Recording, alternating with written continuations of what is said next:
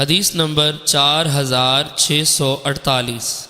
حضرت عبداللہ بن عمر رضی اللہ عنہ بیان کرتے ہیں کہ رسول اکرم صلی اللہ علیہ وسلم نے فرمایا، مسلمان پر حاکم کی بات سننا اور ماننا لازم ہے، پسند کرے یا نہ، البتہ یہ ہے اگر اس کو گناہ کا حکم دیا جائے تو اب نہ سننا ہے اور نہ ماننا۔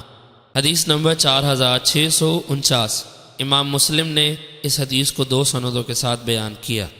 حدیث نمبر 4650۔ حضرت علی المرتضیٰ رضی اللہ عنہ سے مروی ہے کہ رسول اکرم صلی اللہ علیہ وسلم نے ایک لشکر بھیجا اور ان پر ایک شخص کو امیر مقرر کیا۔ اس نے آگ جلائی اور کہا، اس میں داخل ہو جاؤ۔ کچھ لوگوں نے اس میں داخل ہونے کا ارادہ کیا اور دوسروں نے کہا، ہم آگ سے ہی تو بھاگے ہیں۔ یہ بات رسول اکرم صلی اللہ علیہ وسلم کی خدمت میں ذکر کی گئی تو آپ نے ان لوگوں سے جنہوں نے داخل ہونے کا ارادہ کیا تھا فرمایا، اگر تم اس میں داخل ہو جاتے تو قیامت تک اس میں رہتے، اور دوسروں کی تعریف فرمائی اور ارشاد فرمایا، اللہ تعالیٰ کی نافرمانی میں کسی کی اطاعت نہیں، اطاعت صرف اچھے کاموں میں ہے۔ حدیث نمبر 4651۔ حضرت علی المرتضیٰ رضی اللہ عنہ بیان کرتے ہیں کہ رسول اکرم صلی اللہ علیہ وسلم نے ایک لشکر بھیجا اور اس پر انصار میں سے ایک شخص کو امیر بنایا۔